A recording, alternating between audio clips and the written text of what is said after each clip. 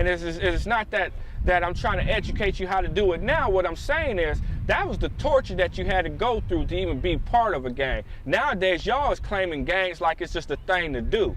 And I'm telling you right now, if you're going to claim anything, claim a book, claim some education.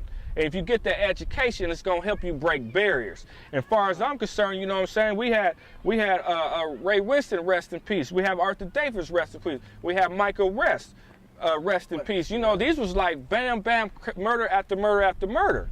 You know, we got little dope. I mean, we took a hit. This set took a hit, but it was well known in the community all over Portland.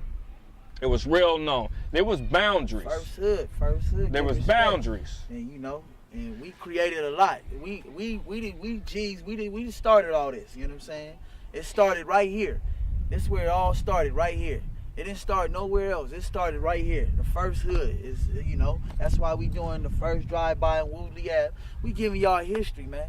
You know what I'm saying? And, you know, if Seahawk can change and do something positive, and I can change and do something positive, and let y'all share our stories, and, you know, and because we done been to many funerals. We done seen our homies die right there in our hands, all that, man. You know, I watched Ray, you know what I'm saying? I touched his chest.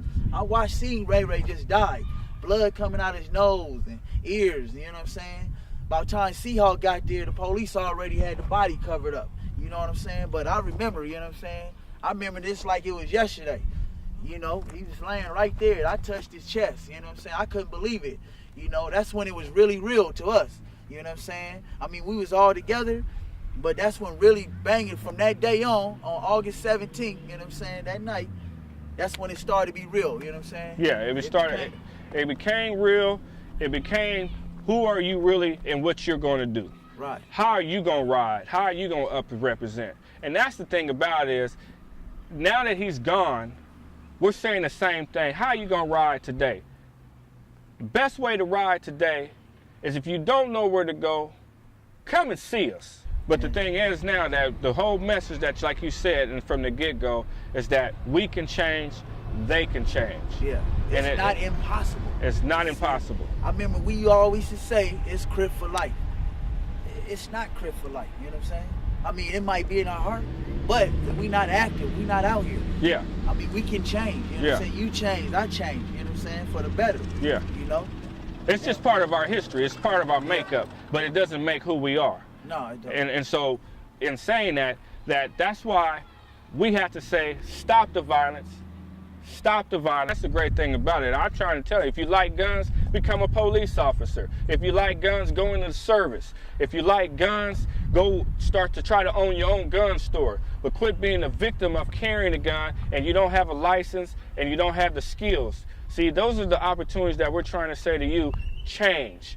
Change, change. Stop the violence, stop what you're doing, and if you don't know how, all you gotta do is ask somebody, and I'm sure somebody will tell you exactly what you gotta do. You can't say you can't get out, because you can get out. You got ex-gang members who will bang for you to get out.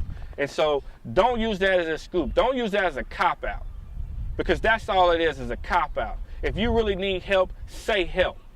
That's what you do, say help. And CD, what these dudes don't know, the consequences. Where we done been at. We done been in the penitentiary. You done did 10 years. I done did 12, 13 years of my life.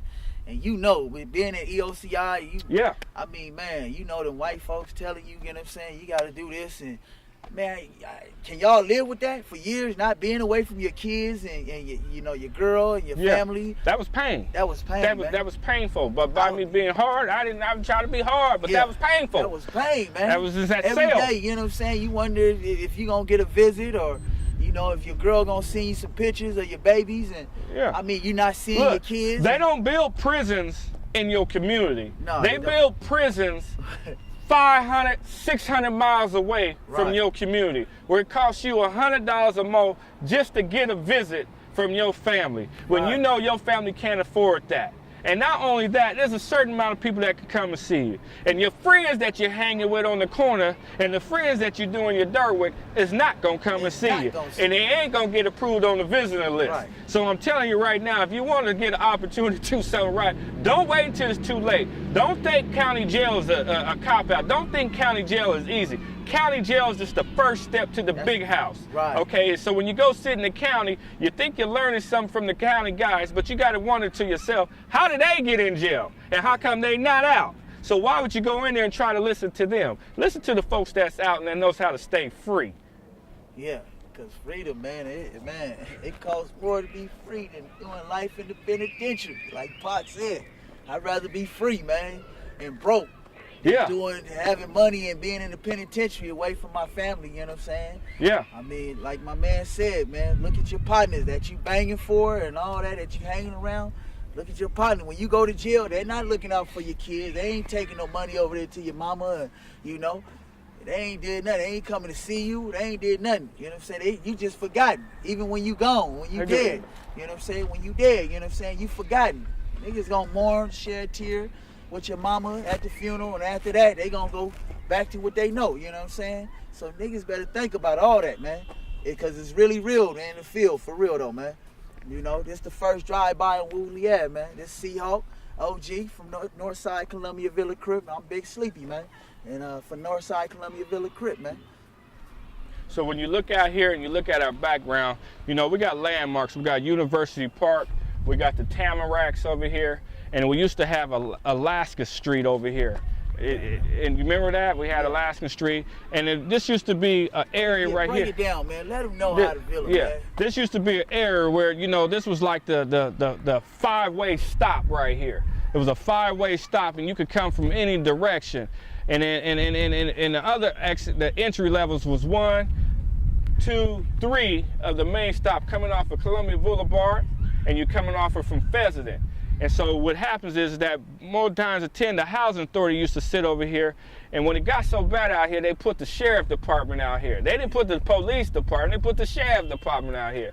Which the sheriff department had no understanding what gangs was about. They used to pull us over and have conversations and just say, hey, well, what's your name? And you got a nickname? And they was trying to be nice to you. I used to get pulled over. National Guards came out here. Yeah, so, you know, they pulled out all stops. Portland really tried to pull out all stops, but they really didn't understand. When gangs hit Portland, it hit them and they was not ready for it. And they could not catch up with it, and they still can't catch up with it today. They still meet I go to meetings all the time with Gang Task Force, and they're still trying to get the understanding how this is working, how can they really do the work. But really how to do the work is that you get ex-gang members who know the people, who know the work that need to be done, and they know what they had to do to get out themselves. And they just really want to bless others. But if we're going to bless others, you guys got to be ready to receive it. You really got to be ready to receive it. And I believe that if you receive it, you too will get out. You too will get out. What people don't know that Portland, CVC is the only hood, you know what I'm saying, neighborhood. A real neighborhood back then. We was the only real neighborhood that had a hood. Everybody else had hood. Everybody else had, I'm not like this though. No.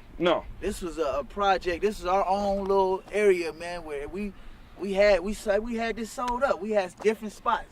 You know what I'm saying? We sold up, you know what I'm saying? It was a community of itself. It was a community that thrived on itself. It had its own grocery stores. It had its own hood stores, actually. Right. You know, you had brothers that had stores inside their apartments over here. Right. And this was all, you look around, this is 2 levels now, but it was just 1 level back then.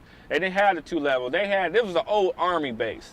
And see, when you have an old army base and then you move people in, the majority, you had mixed community, but the thing about it is you had a lot of young folks who grew up together, who hung together, who ate together, and who was going to fight together. And so out of that, we're trying to say to those folks now, if you're still out there, come on back and join us. Join this cause. We can eat together. We can fight for the young folks together. And the government is saying to us, let's see what we can do to help you. And that's why they changed it. That's why it's called the New Columbia now. Yeah, it's called the New Columbia. They want to give that new change of mind. So if you want to, you can go get a tat to say New Columbia on your old Columbia if you want to. But I doubt if you will. But, you know, it's just a simple fact that, you know, we're here with a positive message.